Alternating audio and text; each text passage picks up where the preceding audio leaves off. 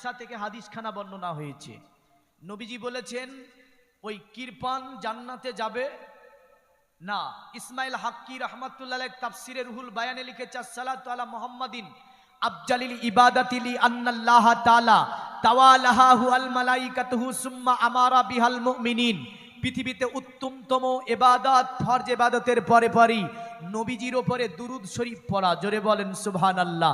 আবু দাউদের হাদিসে আছে, নবীজি বলেছেন যে ব্যক্তি বেশি বেশি করে দুরূদ শরীফ পড়বে কিয়ামতের দিন ওই ব্যক্তিটা আমার অতি কাছে হবে। জোরে বলেন, কিয়ামতের দিন ওই ব্যক্তিটা আমার অতি কাছে হবে। শুধু তাই নয়, দুরুদের ফজিলাত বলতে গিয়ে আবু দাউদ মিশকাতে একটা হাদিস এইরকম বর্ণনা হয়েছে, মিজানের পাল্লা যখন আপনার ভারী হবে না, নেকি কমে যাবে, নবীজি দুরুদের মুজরি নিজে দিয়ে আপনাকে জান্নাতে পাঠাবে। দুরুদ পড়তে কৃপণতা আছে? আছে? নাই। আমরা নবীজিকে স্মরণ করে জোরে একটু দুরুদ পড়িতে, আল্লাহুম্মা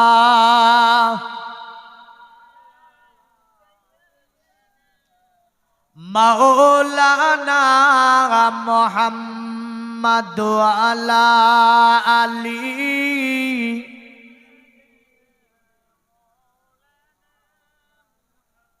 পৃথিবীর মুমিন মুসলমান, আমার নবীজির নূর আপনার ভাগ ভাগ করে যে তৈরি করলো, বিজ্ঞান এটাকে গবেষণা করলো, বলে শুনে রেখে দে পৃথিবীর মানব, অতএব যখন নূরের মাইয়াত হচ্ছে গরম হয়ে যাওয়া, দেখবেন একটা লোহার টুকরো দ্বিতীয় লোহাতে আপনি ঘর্ষণ দেবেন, সেটা গরম হবে, তা থেকে বিজলি চমকাবে। এমন করে একটা ঠেলাকে দ্বিতীয় ঠেলার সঙ্গে ঘর্ষণ দেবেন, দেখবেন তা গরম হয়ে যাবে। আমরা মঙ্গল গ্রহের ইতিহাস দেখতে পাই, যেখানে গাছের সঙ্গে গাছের ঘর্ষণে অগ্নি তৈরি হয়, এমন করে পানিকে বিজ্ঞান অতি দ্রুত গতিতে প্রবাহিত করে তা থেকে বিদ্যুৎকে তৈরি করেছে। বোঝা যাচ্ছে আমার আল্লাহ সমস্ত জিনিসের মধ্যে নূর রেখেছে। জোরে বলেন সুবহানাল্লাহ। এ দুনিয়ার মুমিন মুসলমান, অতঃপরে নূরে মুহাম্মাদিকে আর সে আপনার সিদরাতুল মুনতাহার উপরে আমার আল্লাহ পাক রেখে দেয়। যেমন নুজহাতুল মাজালিস কিতাব, আন্তর্জাতিক হাদিসের একটি কিতাব, এই কিতাবে একটা হাদিস এইরকম বর্ণনা হয়েছে, আমার নবীজি একদা হযরতে জিবরিলকে জিজ্ঞাসা করছেন, এ জিবরিল, ওগো জিবরিল তুমি বলো তোমার বয়সটা কত? জিবরিল বলছে, ইয়া রাসূলুল্লাহ, ইয়া হাবিবাল্লাহ, ওগো নবীজি আমার বয়স কত আমি বলতে পারবো না। আমার নবী বলে, এ জিবরিল, তোমার বয়স কত তোমার জানা নাই? বলে, না ইয়া রাসূলুল্লাহ, আমার বয়স কত আমার জানা নাই। আমার নবী বলে, জিবরিল, ওগো জিবরিল কোন নমুনা দিতে পারবে? জিবরিল বলে, হ্যাঁ ইয়া রাসূলুল্লাহ। আমি জিবরিল, আমাকে আল্লাহ পাক তৈরি করার পরে সিদরাতুল মুনতাহার উপরে একটা তারকা জ্বলতে দেখতে পেতাম। এই তারকাটা যখন জ্বলতো, জলজল জলজল করে একইভাবে 70,000 বছর ধরে জ্বলে থাকতো। ইয়া রাসূলুল্লাহ, ইয়া হাবিবাল্লাহ, ওগো নবীজি তারকাটা যখন ডুবে যেত, তারকাটা 72 হাত অতএব 70,000 বছর ধরে ডুবে থাকতো। আমি জিবরিল আলাইহিস সালাম ওই তারকাটাকে একবার না দুবার নয়, আমি জিবরিল 72,000 বার ওই তারকাটাকে আমি জিবরিল দেখেছি। জোরে বলেন সুবহানাল্লাহ। আমার নবীজি বলেন, ওয়া ইজ্জাতি রাব্বি আনা জালিকাল কাওয়াকিব, এ জিবরিল খোদার সম্মানে কসম করে বলি, সিদরাতুল মুনতাহার উপরে যে তারকাটা জ্বলতে দেখতে পেতে, ওই তারকাটা ছিলাম আমি নবী মুহাম্মাদুর রাসূলুল্লাহ সাল্লাল্লাহু আলাইহি ওয়াসাল্লাম। জোরে বলবেন না? এ পৃথিবী মুমিন মুসলমান, তো আমার আল্লাহ পাকে নবীর নূরকে আপনার সিদরাতুল মুনতাহার উপরে নবীজিকে রেখে দিয়েছিলেন। নূর বিষয়ে আর দুটি হাদিস বলে আমি নিচের দিকে একটু নেমে আসবো। মনে রাখবেন, আমার নবীজি নূর, এটা আপনার তো আমি কোরআনে আমার আল্লাহ এভাবে বলেছেন, কাদ জাআকুম মিনাল্লাহি নূরু ওয়া কিতাবুম মুবিন, নিশ্চয় আমি আল্লাহ আমার তরফ থেকে তোমাদের কাছে একটা নূর গিয়েছে আর একটা কিতাব। জোরে বলেন সুবহানাল্লাহ। এখন যদি আমি মানে করি বলবেন মৌলভী সাহেব আপনার মানে ওটা, যদি আপনি মানে করেন আমি বলবো ওটা আপনার মানে না। পৃথিবীতে আপনার 300 বছর আগে একজন মুহাদ্দিস আসছে, যিনি ভারতবর্ষের সরজমিনে সর্ব উত্তম মুহাদ্দিস, যার নাম আব্দুল হক মুহাদ্দিস দেহলভী। এই আয়াতের ব্যাখ্যায় তিনি লিখছেন এভাবে, ওয়া হুয়া নূরুহু মুহাম্মাদুর রাসূলুল্লাহি সাল্লাল্লাহু আলাইহি ওয়াসাল্লামা ওয়া হুয়াল কিতাবাল কুরআন। নূর হচ্ছে আমার নবী, আর কিতাব হচ্ছে আল কোরআন। জোরে বলেন সুবহানাল্লাহ। চলুন একখানা সহিহ সূত্রে হাদিস নূর নিয়ে বর্ণনা করে যায় আপনার সম্মুখে। হাদিস শরীফ খানা আপনার যিনি সংকলন করেছেন তিনার নাম হচ্ছে আপনার ইমাম বুখারীকে যিনি পড়েছেন ইবনে হাজার আসকালানি। ইবনে হাজার আসকালানি। আমরা যে বুখারী শরীফ নাম শুনেছি না শুনেনি গো? আর শুনেননি? বর্ণনা করেছেন, সংকলন করেছেন, নাম কি তার? ইসমাইল বুখারী। তিনার নাম হচ্ছে ইসমাইল বুখারী। বাড়ি হচ্ছে বুখার, বুখারা একটা শহর। ওইদিকে নাম, ওইদিকে লক্ষ্য রেখে হাদিসের কিতাবের নামকরণ করা হচ্ছে বুখারী। এর পুরো নাম হচ্ছে সাহিহুল বুখারী। পুরো নাম কি? সাহিহুল বুখারী। আমার ঘরের অনেক ছেলেরাই জানে না এই কিতাবটার পুরো নাম কি। বুখারী নাম শুনেছে, কিন্তু কিতাবের পুরো নাম হচ্ছে সাহিহুল বুখারী। যিনি সংকলন করছেন তিনার নাম হচ্ছে ইসমাইল বুখারী। এই ইসমাইল বুখারী তো কারো না কারো ছাত্র, না ছাত্র না গো? নাকি ডাইরেক্ট আসমান থেকে জ্ঞান নিয়ে এসেছে ইসমাইল বুখারী? না, তা তো হতে পারে না, কারণ তিনি তো কারো কাছে পড়াশোনা করেছে না করেনি। তিনার একজন শিক্ষকের নাম হচ্ছে যেমন ইবনে হাজার আসকালানি। তিনার কিতাব মুহিবে লাদুনিয়ার মধ্যে সহিহ সূত্রে নূর নিয়ে একটি হাদিস সংকলন করে দিয়ে আপনাকে বর্ণনা করি। নবীজি বসে আছেন, সাহাবীরা নবীজির সম্মুখে বলছে, ইয়া রাসূলুল্লাহ, আপনার জাত সম্পর্কে আপনি বলুন, আপনার আসলিয়াত সম্পর্কে আপনি বলুন। তো নবীজি বলছে, আনা দাওয়াতু ইব্রাহিম, আমি হচ্ছি ইব্রাহিমের দুয়া। জোরে বলেন। নবী বলেন, বাশার তুই ঈসা, আর আমি নবী হচ্ছি ঈসা নবীর সুসংবাদ। নবী বলেন, এ আমার সাহাবীরা, আমি নবী পাক যখন আমার মায়ের ঘরে জন্ম নিই, নূরা আজাত লাহু মিন কাশুরিশ শাম, আমার নূরের ঝলকিতে মুলকে শামের মহল পর্যন্ত আলোকিত হয়েছিল। জোরে বলেন। আমার নবীর এই যে নূর নিয়ে হাদিস কেন এসেছে, ইবনে হাজার আসকালানি বলেছেন, নাহাজাল হাদিসু সহিহুন, এই হাদিসের আসনাদ হচ্ছে সহিহ। তো নবী বলছেন নিজে যে আমার নূরের ঝলকিতে মুলকে শামের মহল আলোকিত হয়েছিল। জোরে বলবেন না? হ্যাঁ, অসুবিধা হচ্ছে আপনাদের জোরে বলতে? হ্যাঁ, একটু জোরে বলুন তো সুবহানাল্লাহ। আর একটু জোরে বলুন সুবহানাল্লাহ। এবার আসি বেদ কি বলেছে নবীজির শানে, এটাও জানা দরকার আছে না নাই? নূর ব্যাপারে বেদও আছে। বেদে আছে ভাবে ওয়াসবমাসু গমারুহে দেবতত্তং জগৎপতি সিনা সদুনা দবন নমস্তে সবার যে গুণানিবিতান চিররন্না সোনা কোনাং হয়না প্রতিমুদ্দাতি নিপ্রলিঙ্গ 14 সংকুটি সোনিয় নৌসতি অথোতি সংভবিসন্তি মনংসি বিসদানি বেগে বসুদেবঙ্গরা গাতি পুণ্যগন্ধ নিনিস্পৃশাম পৌরজন পদনং বে হাতিস্কি নসুসা দেবাধর্মা কিত্র যুগা দেবানুকস্তচার হুষ্ট পুষ্ট সন্তুষ্ট কলকুরজনি চাপুবা ননা দেবাদিলিঙ্গি সুভুসানি ভূষিতে সুজা ইন্দ্রজালি বুদ্ধাতি কল্পকা পূজা কা জানা না শান্তি। তারা বলল, শুনে রেখে দে, নবী যিনি হবে ওই নবীর চেহারা কেমন হবে? বলল, চিররন্না সোনা কোনাং হয়ে না প্রতিমুদ্দাতি, আখির নবীর চেহারা থেকে আলোকরশ্মি বিচ্ছরিত হবে, নবীজির চেহারা থেকে নূর বের হবে, নবীজির চেহারা থেকে লাইট বের হবে, নবীজির চেহারা থেকে এমন লাইট বের হবে অন্ধকার দূরীভূত হবে। জোরে বলেন সুবহানাল্লাহ। এ দুনিয়ার মুমিন মুসলমান, বুঝা গেল আপনার বেদে বলছে চিররান্না সোনা কোনা গয়না প্রতি মুদ্দাতি আখিরি নবী যিনি হবেন তিনি নূর হবে, কারণ নূর করে আমার আল্লাহ পাক পৃথিবীতে তাকে পাঠাবে। জোরে বলেন সুবহানাল্লাহ। এ জগতের মুমিন মুসলমান, এখন একটা খানি আপনাকে রেফারেন্স দেব, বুঝতে পারবেন। আচ্ছা বলেন তো, নূরের সম্মান বেশি না মাটির সম্মান? বলবেন না আপনি, আমি বলে দেব। নূরের সম্মান বেশি। আল্লাহ কি? আল্লাহু নূরুস সামাওয়াতি ওয়াল আরদ। আল্লাহর নূর জমিন আসমানকে বেষ্টন করে আছে। জোরে বলেন সুবহানাল্লাহ। এখন আমি আসি, এই যে এশার নামাজ অনেকে পড়েছেন না পড়েননি? কথা বলেন না। পড়েননি? পড়েনি? এখানে যতটা মানুষ আছে 95% হয়তো নামাজ পড়ে না। ঠিক বললাম না ভুল বললাম গো? ঠিক না? 95% নামাজ পড়ে না।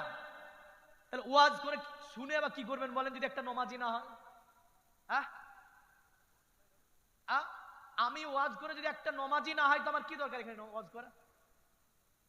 তাহলে এশার নামাজ অনেকে পড়েননি, মাগরিবও পড়েননি, না পড়েছেন? পড়েছেন? পড়েননি অনেকে। আচ্ছা, প্রথমে এই বিষয়টা আপনাকে বুঝিয়ে দিই। নামাজে যিনারা গিয়েছিল, আর কিছু মানুষ মন্দিরে গিয়েছিল, ধরেন সন্ধ্যাতে মন্দির যায় না? যায় না? যায় না? ওরা কি মন্দিরে কি করতে যায়? পূজা করতে যায়। আর মসজিদে আমরা কি করতে যাই? নামাজ পড়তে যাই। যারা পূজা করলো তাদের সম্মান বেশি না যারা নামাজ পড়লো তার সম্মান বেশি? আচ্ছা, পূজা করলো ওরাও মানুষ, নামাজ পড়লো এরাও কি মানুষ? যারা পূজা দিয়েছে তারাও মানুষ, যারা নামাজ পড়েছে তারাও মানুষ। মনে রাখবেন, কিন্তু উত্তম করে রেখেছে ইবাদতে। কিসে? ইবাদত, ইমানে। কারণ এরা ইমান এনেছে, আর ইমান হচ্ছে মূল্যবান সম্পদ। কিন্তু মনে রাখবেন, আল ইমানু নূরুন, ইমান হচ্ছে একটা জ্যোতি। জোরে বলেন সুবহানাল্লাহ। ইমান হচ্ছে একটা জ্যোতি। ওই জ্যোতির কারণে মসজিদে যারা যে নামাজ পড়ছে এদের সম্মান বেশি, ওই পূজা দিলে সম্মান তাদের বেশি। আপনি বলতে পারবেন না।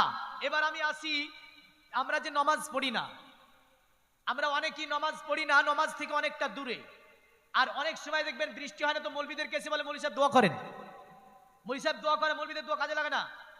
আর ও বেটা আপনার চায়ের দোকানে টিভি চলছে, এদিকে মুয়াজ্জিন ডাক দিচ্ছে, আর চায়ের দোকানে সিনেমা দেখছে, আর বসে বলছে মৌলবীদের দোয়া কাজে লাগে না। আচ্ছা, নামাজ আমার উপরে যতটা ফরজ আপনার উপরে কম আছে নাকি? এই যে মৌলবী সাহেবের উপরে যতটা ফরজ ওই ব্যক্তির উপরে কম ফরজ আছে নাকি? এই নামাজ যদি আমি ছেড়ে দিই আমার বেশি গুনাহ হবে আর আপনার কম গুনাহ হবে, তেমন কোনো ফতোয়া আছে নাকি? পৃথিবীতে কোনো মৌলবী বলেছে?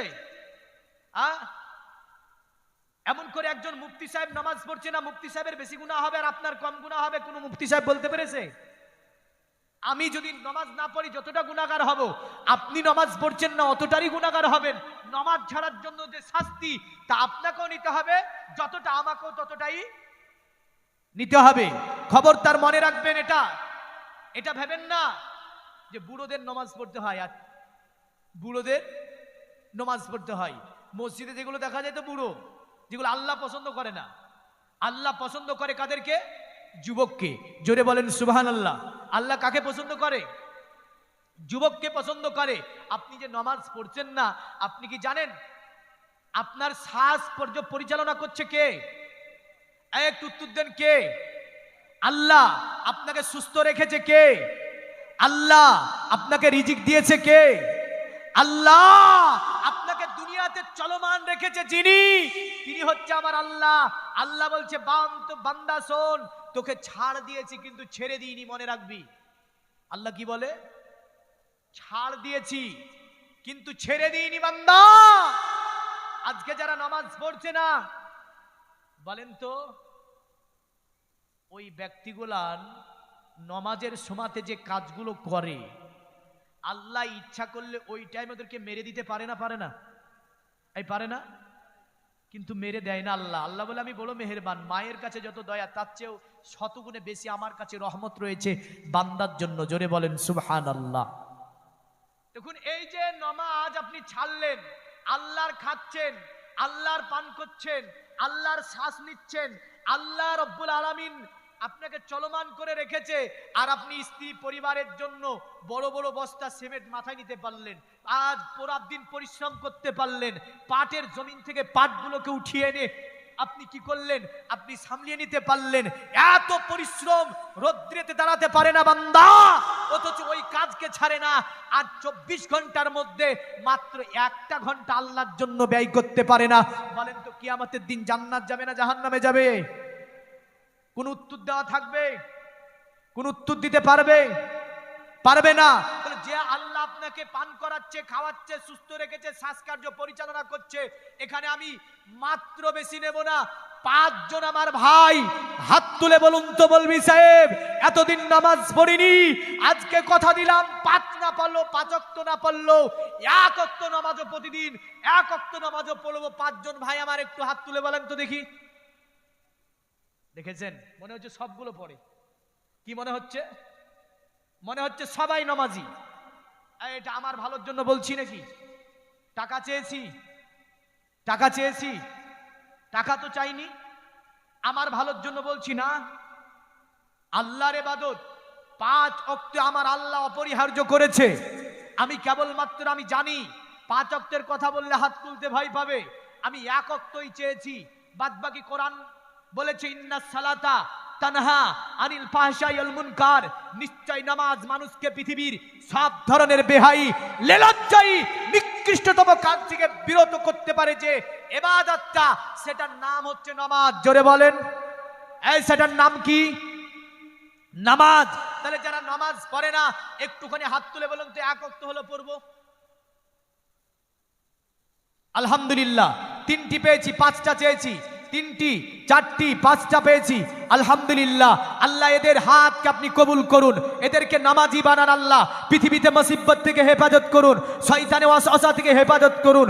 আল্লাহ এসে হাত তুলেছে, নামাজ যাতে নামাজি হয় এই তৌফিক আল্লাহ আপনি তাদেরকে দান করুন। সকলে জোরে বলুন আল্লাহুম্মা আমিন। আরো জোরে বলুন আল্লাহুম্মা আমিন। যেগুলো পেয়েছি যুবকদের মধ্যে থেকে খুবই কম, যুবকদের মধ্যে থেকে খুবই কম পেয়েছি। মনে রাখবেন, বিরাট একটা জিন্দেগি আমাদের জন্য অপেক্ষা করছে না, করছে না?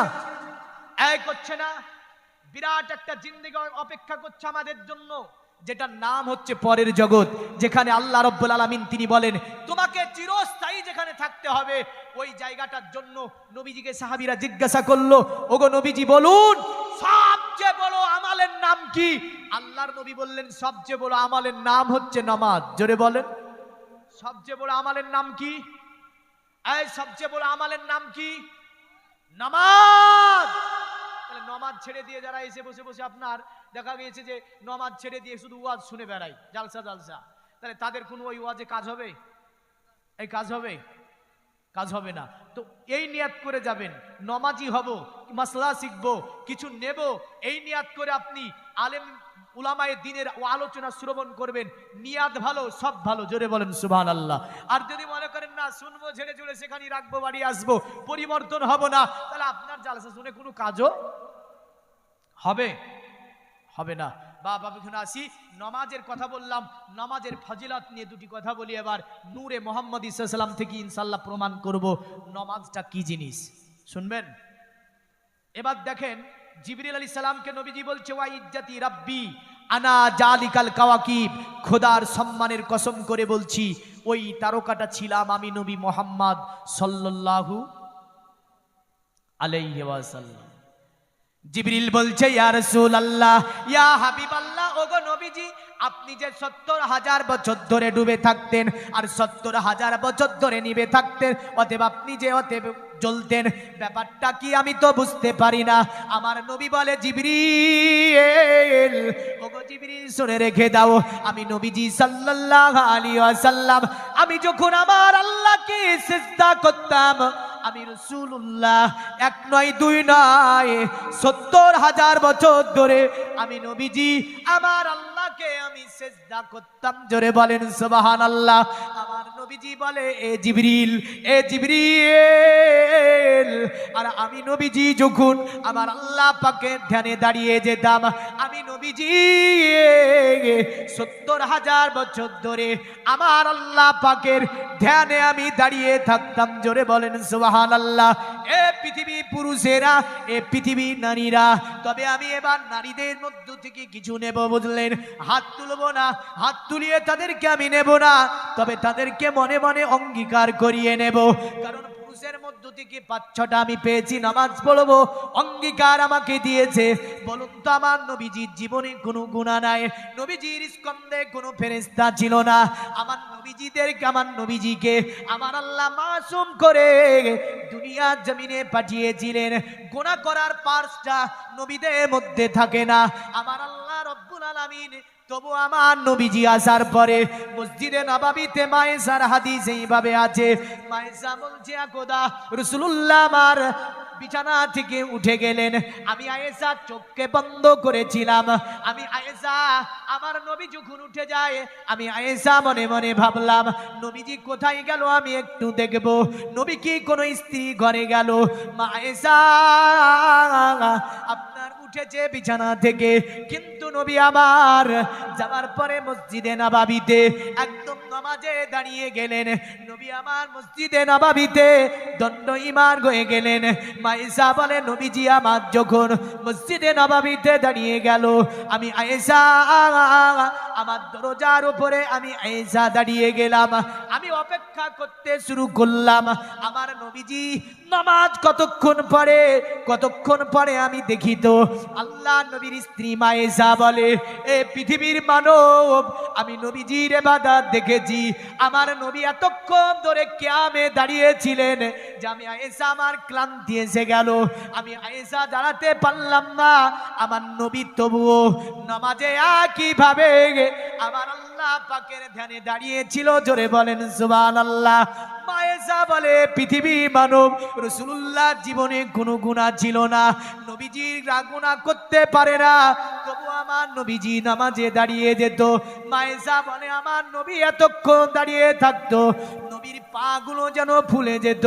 আমি নবীজিকে বলতাম, ইয়া রাসূলুল্লাহ, পৃথিবীতে আপনি আল্লাহ পাকে হাবিব, আল্লাহ পাকে দোস্ত, আপনি এমন করে কেন মসজিদে নববীতে দাঁড়িয়ে থাকেন? ওগো নবীজি, আপনি এমন করে কেন দাঁড়িয়ে থাকেন? আমার নবী আয়েশাকে বলেছিল, আয়েশা, এ আয়েশা, আমাকে যিনি তৈরি করেছে, আমার সংস্কারকে যিনি পরিচালনা করছে, এ আয়েশা, যিনি আমাকে খাবার ভক্ষণ করাচ্ছে, ওই আল্লাহ পাকের ধ্যানে আমি নবী যখন দাঁড়িয়ে যায়, আমি পৃথিবীকে ভুলে যাই। এ আয়েশা, আমি যেন অন্য জগতে বিচরণ করে যাই। জোরে বলেন সুবহানাল্লাহ। আমার নবী উম্মাদকে এটাই শিক্ষা দিল, এ আমার উম্মাদ, পৃথিবীতে তুমি যত বড়ই আমাল করো না কেন, যতই জিকির করো না কেন, যতই মিলাদ দাও না কেন, যতই কোরআন তেলাওয়াত করো না কেন, এ আমার উম্মাদ, তোমার জীবনের সবচেয়ে বড় ইবাদত যেটা আমি নবীজি রেখে যাচ্ছি, সেটার নাম হচ্ছে নামাজ।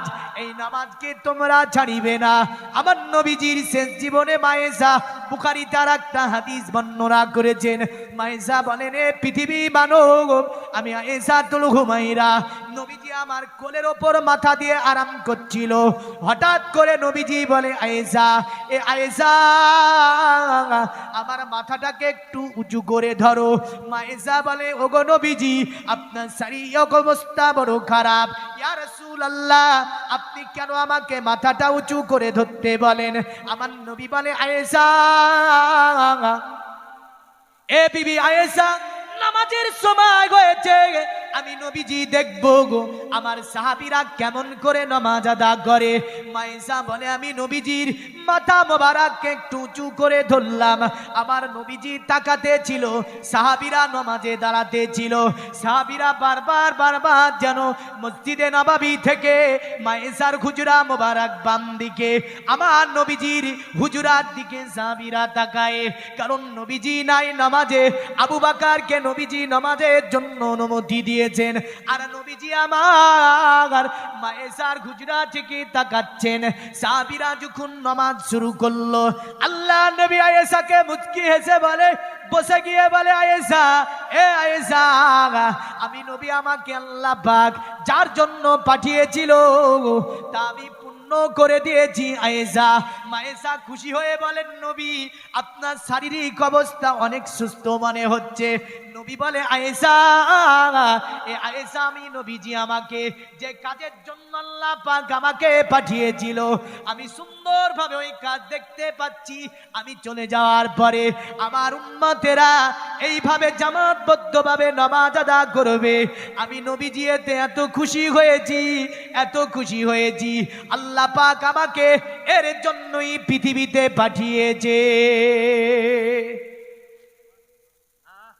আপনি কেমন উম্মাত যে নবীজি সাল্লাল্লাহু আলাইহি সাল্লাম নামাজের জন্য এত কিছু বলে গেলেন। দেখেন, আমাকে টপিকে বলেছিল নামাজের কথা কিছু বলবেন, এসে গিয়েছে তাই কিছু কথা নামাজের বলে দিচ্ছি, বুঝলেন? আবার অনেকে বলে যে নামাজ ছাড়া মৌলবীরা ওয়াজ জানে না। কত ঝামেলায় পড়বো।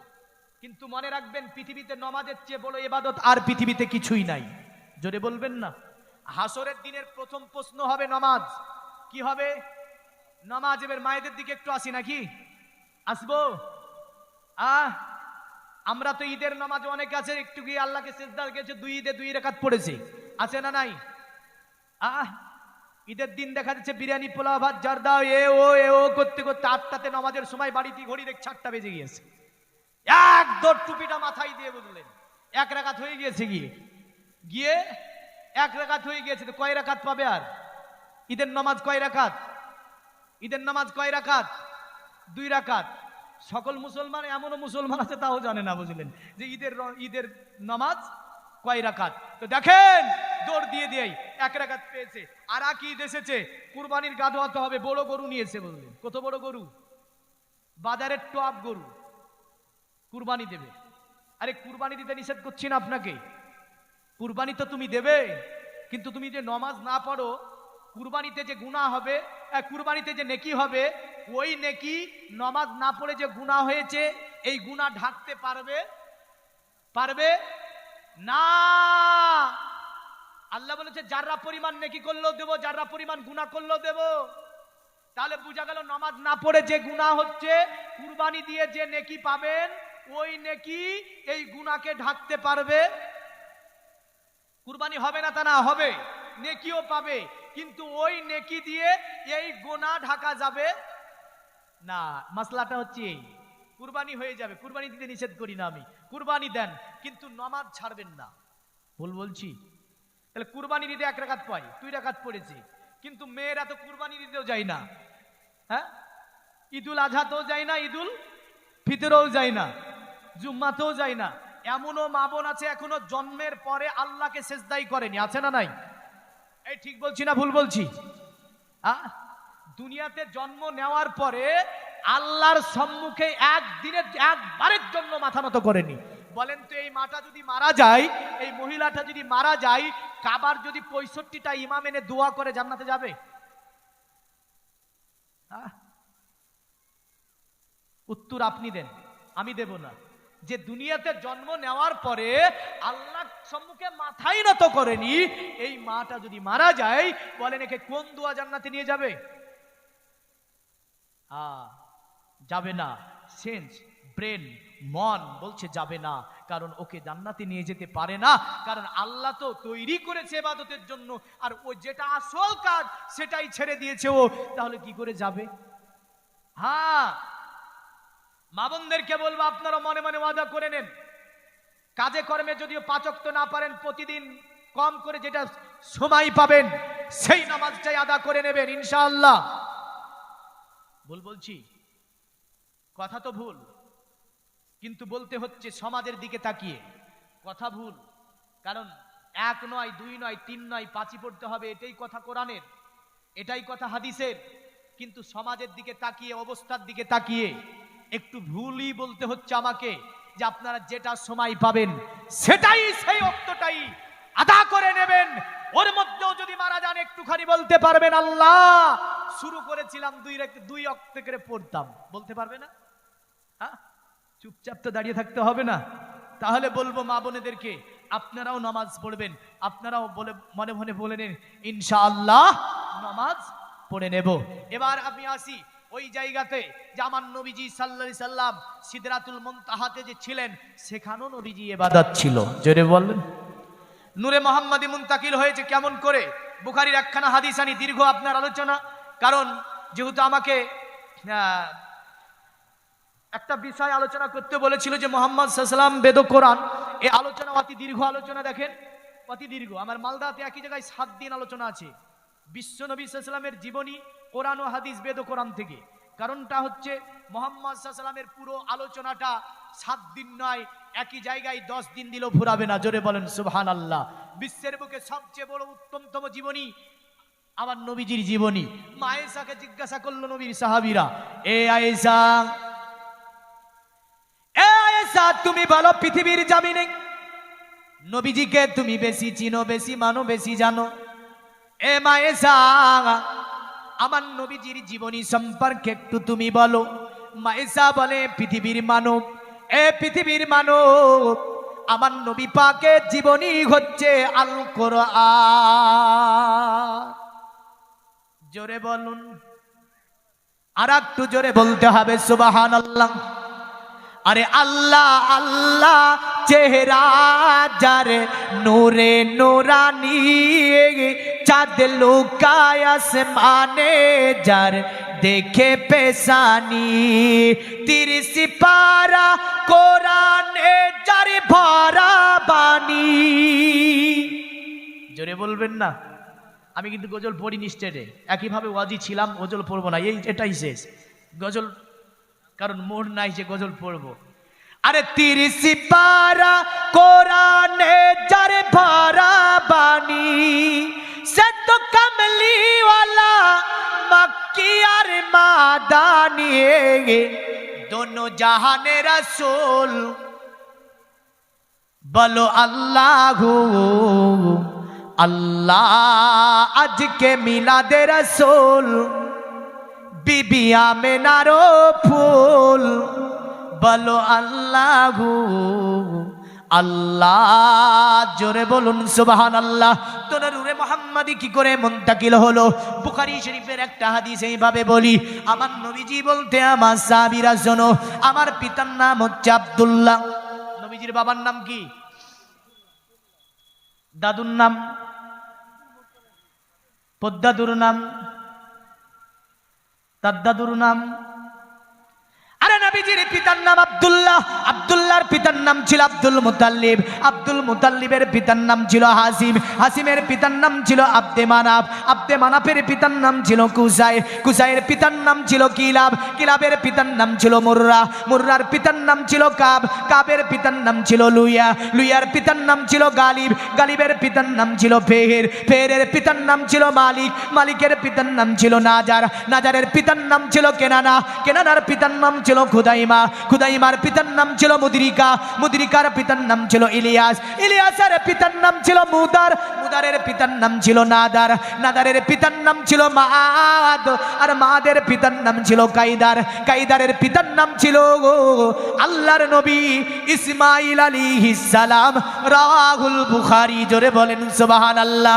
এই দুনিয়ার মুমিন মুসলমান, আল্লাহর নবী ইসমাঈল ইসলামের পিতার নাম ছিল ইব্রাহিম আলাইহিস সালাম, ইব্রাহিম আলাইহিস সালামের পিতার নাম ছিল নাকু, নাকুর বাবার নাম ছিল সারু, সারুর বাবার নাম ছিল রাউ, রাউর বাবার নাম ছিল তাতা, তাতার বাবার নাম ছিল আবির, আবিরের বাবার নাম ছিল সালে, সালের বাবার নাম ছিল মুস্তাফাজ, মুস্তাফাজের বাবার নাম ছিল শাম, আর শামের বাবার নাম ছিল আল্লাহর নবী নূহ আলাইহিস সালাম। জোরে বলেন সুবহানাল্লাহ।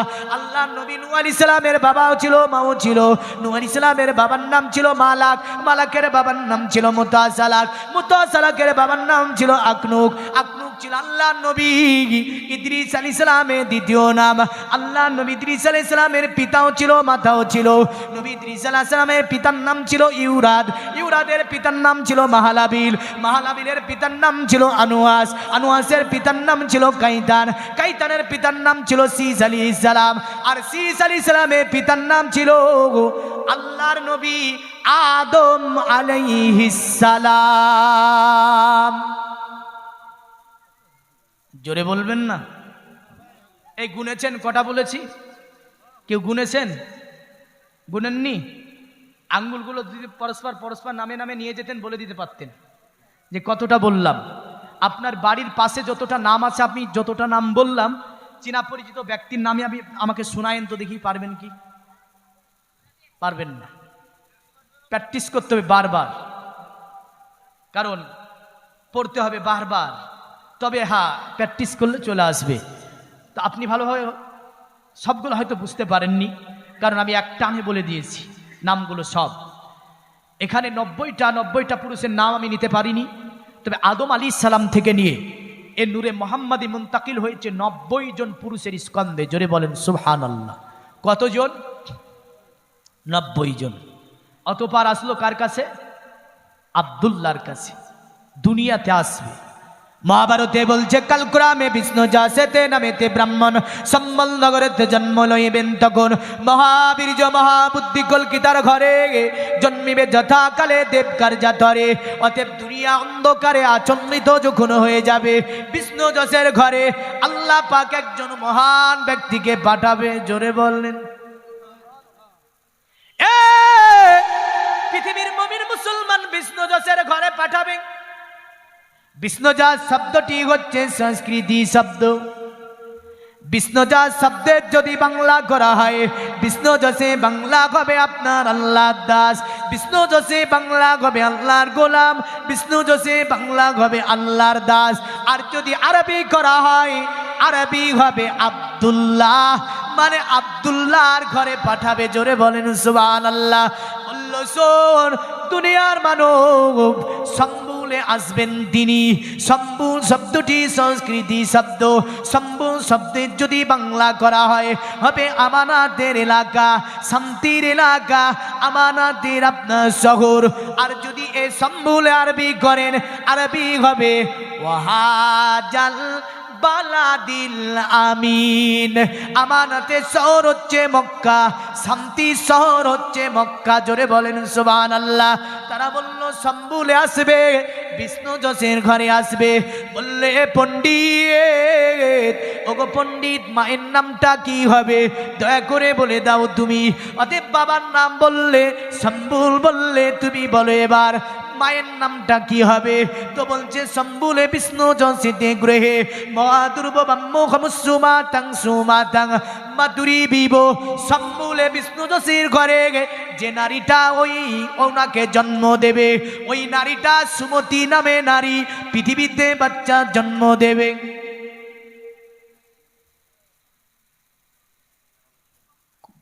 কি নারীর নাম বললাম? নারীর নাম কি বললাম? সুমতি। এ দুনিয়ার মুমিন মুসলমান, সুমতি শব্দটি সংস্কৃতি শব্দ। এই সুমতি শব্দের যদি বাংলা করা হয়, বাংলা হবে কি জানেন? সুন্দরী। সুমতি শব্দের বাংলা করলে হবে মাধুর্যবান, সুমতি শব্দের বাংলা করলে হবে চরিত্রবান। আর যদি আরবি করেন, আরবি হবে আমেনা, মানে আমেনার ঘরে ওই নারীকে পাঠাওয়া দেবে, ওই নবীকে পাঠানো হবে। জোরে বলেন সুবহানাল্লাহ। এ পৃথিবীর মুমিন মুসলমান, পণ্ডিতকে বলল গো পণ্ডিত, ছেলেটির নাম কি হবে? বলে ছেলেটির নাম অথর্ববেদী ভাবে আছে নরাশং সুদিষ্টজম পসং সপ্রতস্তমাং, মানে ওই নরাসং নামে সুমতি ছেলের নাম হবে নরাসং।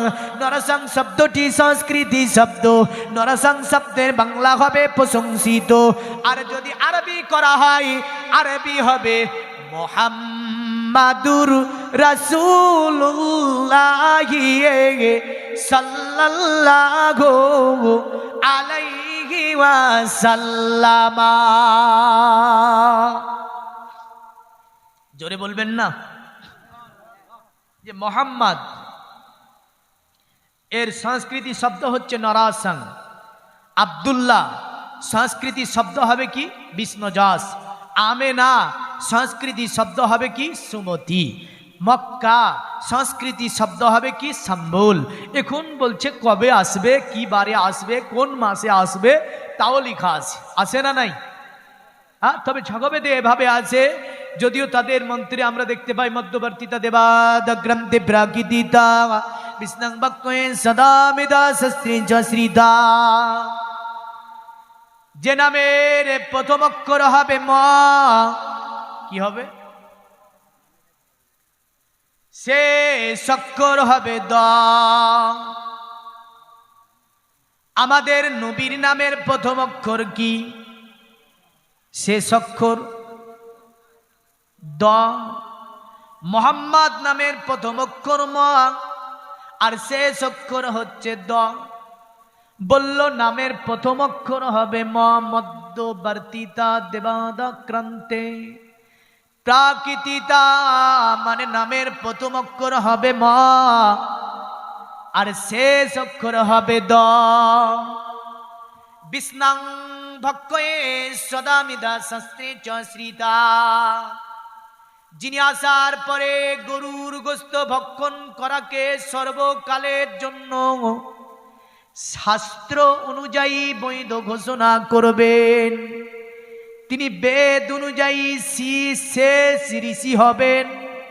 তাকে মানতে হবে, মানলে ধর্ম হবে আর না মানলে ধর্ম হবে না। বলল শোন, তবে তিনি আসবে কোথায়? সম্বুলে, তবে তারিখ হবে দ্বাদশং শুক্লপক্ষুষি মধুবি মাসি মদাবং জাতিদ্রস্তং পুত্রাং পিতৃঘুষ্টু মনুষ্য।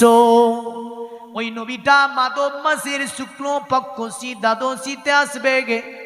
মাধব মাস মানে বৈশাখ মাস, আর এই বৈশাখ মাস যদি বিক্রমী ক্যালেন্ডারে দেখেন, বৈশাখ মাসের আপনার কি হবে বাংলা? বৈশাখ মাস বিক্রমী ক্যালেন্ডারে বলে বসন্তের মাস, আর বসন্তের আরবি করলে হবে রবি। কি হবে? আরবি করলে কি হবে? রবি হবে। শুক্লপক্ষ প্রথম দিকে আসবেন তিনি। আর যদি প্রথমের আরবি করেন হবে আউয়াল। দুটি শব্দের সংযোজনে হবে রবিউল আউয়াল। দ্বাদশাং 12 তারিখ, রবিউল আউয়ালের 12 তারিখে তিনি পৃথিবীর জমিনে পদার্পণ করবে। জোরে বলেন সুবহানাল্লাহ। এই জগতে মুমিন মুসলমান, তবে তারা বারবার বলতে চেয়েছে অতএব ওই নবী যখন আসবে পৃথিবীতে, ওই নবী পাকের আগমনে পৃথিবীটা কি হবে? দেবাদারমা কিত্র যুগা দেবালাকাচারা ঘুষ্টা পুষ্টা। কলকি অবতার ভবিষ্য পুরাণে আছে। দেবাধরবা কিত্র যুগা দেবালাকাচারা ঘুষ্টা পুষ্টা সন্তুষ্টা কলকুরজুনি চা ভুবা নানা দেবাদিলিঙ্গে সুভূষণে ভূষিতে সুচা ইন্দ্রজালি বুদ্ধাতি কল্পকা পূজা কা জনা ন শান্তি।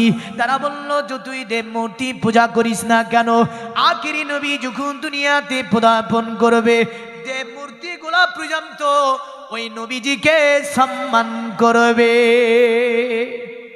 আরো জোরে বলবেন না? আরে কে জন্মিল? জোরে বলেন। মানে জন্ম নিয়েছে নবী আমার। দ্বিতীয় ব্যাপারে যদি আমরা পূজার ব্যাপারও দেখি, কোন কবি এভাবেও বলেছেন, আরে সত্যের পানি নিয়ে এলো মক্কায়, বাতিল বিদায় হলো তিনারি ছোঁয়ায়। জোরে বলুন সুবহানাল্লাহ। সত্যের বাণী নিয়ে এলো মক্কায়, বাতিল বিদায় হলো তিনারি ছোঁয়ায়। বেদিনের আকায় পূজা নেহি হয়, বেদিনের আকায় পূজা নেহি হয়। মক্কাতে আলামিনোরায় ও নবী, নবীজি আমার, ও নবী, নবীজি আমার, ও নবী, নবীজি আমার। আরে মদিনা বাসী খুশির মাতম মোদের কোলে এলো নূরেরই বাদন। জোরে বলুন সুবহানাল্লাহ। আরে মদিনা বাসী খুশির মাতম মোদের কোলে এলো নূরেরই বাদন। পাবো কি আমন তোমায় করিব যতন, ও নবী, নবীজি আমার, ও নবী, নবীজি আমার, ও নবী, নবীজি আমার, ও নবী, নবীজি আমার। তাই আপনার তারা বেদে এইভাবেই বলেছে, যত দেবমূর্তির পূজা করিস না কেন দেবা ধর্মা কিত্র যুগা, যত যোগ মূর্তি করিস না কেন নবীজির আগমনে এরাও যেন ঝুঁকে যাবে। হুষ্টা পুষ্টা সন্তুষ্টা কলকরজুনি চাবুবা। এই যে অবতার কলির কলকির কথা আসছে, এই অবতার কলির কলকিকে যত জায়গাতে আপনি দেখবেন সব জায়গাতে মিলাতে গিয়ে মিলে যায় আমার নবীজি সাল্লাল্লাহু আলাইহি ওয়াসাল্লাম। বলল তিনি যখন আসবে দুনিয়াতে অবতার কলির কলকি, তখন ওই গাছপালাগুলি শুকনো গাছে ফুল ফুটবে, এমন করে মরুভূমিতে আপনার গাছ বেরাবে, এমন করে আপনার দুর্বল পশুগুলি সাব্বাল হয়ে যাবে। আর ইন্দ্রজালি বুদ্ধাতি কল্পকা পূজা কা জনানা শান্তি, তিলকবাজি করে ইন্দ্রজালিকদের বিভিন্ন কায়দা কৌশল দিয়ে মানুষকে ভুলিয়ে ভালা রাখা যাবে না। অবতার কলির কলকি দুনিয়াতে পদার্পণ করে সমস্ত কিছুর অবসান ঘটাবে। জোরে বলেন। তাই বেদে বলেছে কাম্মিস্তি তুহুতুঙ্গানা প্রপন্ন দেবতা তং তং নমস্তায় প্রাকিতানিয়াতা সাবা। নারায়ে তাকবীর। কি জোশ জাজবা দেখেছেন?